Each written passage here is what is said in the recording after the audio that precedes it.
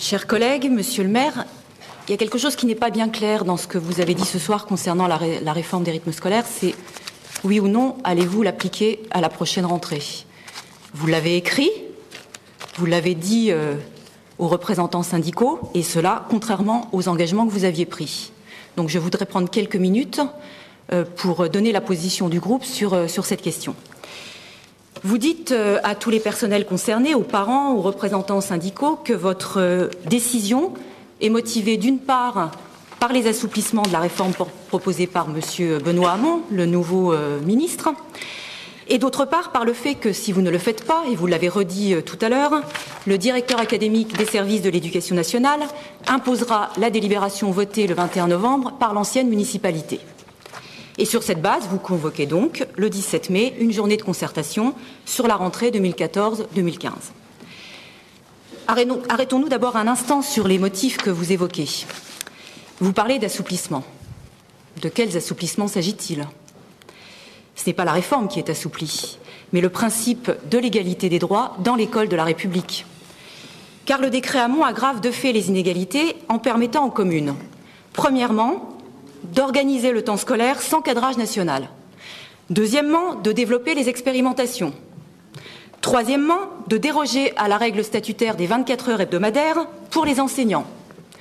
Quatrièmement, de regrouper sur une demi-journée les activités périscolaires. À ce sujet, vous affirmez que cette mesure répond en partie aux demandes de la communauté éducative. En tout cas, ce n'est pas le cas à Montreuil.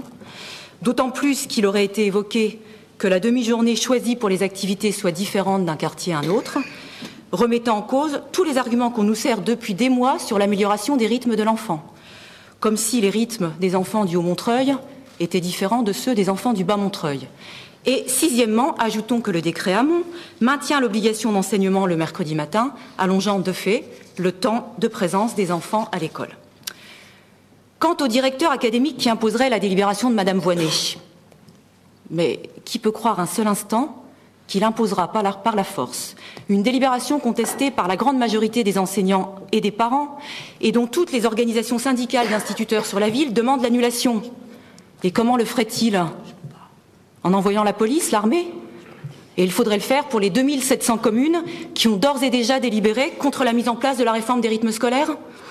Monsieur le maire, vous le savez, le Conseil supérieur de l'éducation nationale ainsi que le comité technique ministériel ont, il y a quelques jours, voté très largement contre le décret Hamon, exprimant le rejet de cette réforme par les enseignants et la quasi-totalité des organisations syndicales de la profession au plan national. Vous avez vous-même signé une lettre, vous l'avez rappelé tout à l'heure, qui demande au ministre de revenir sur cette réforme, car cette réforme, avez-vous dit, favorise la territorialisation de l'école et porte en elle l'accroissement des inégalités entre les communes. Et ce qui était vrai le 7 avril ne le serait plus le 15 mai?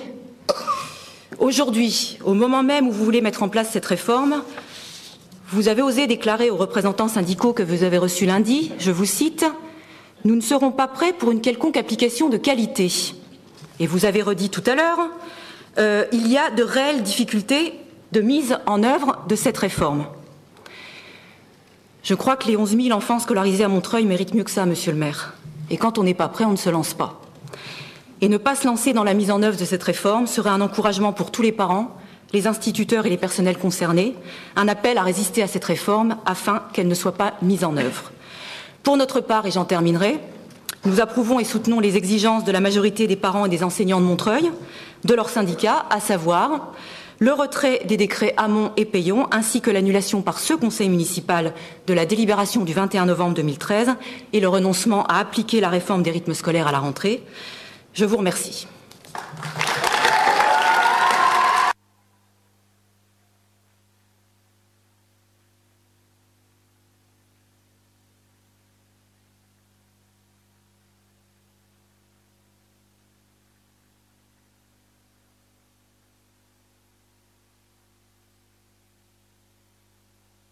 Merci Madame Kaiser.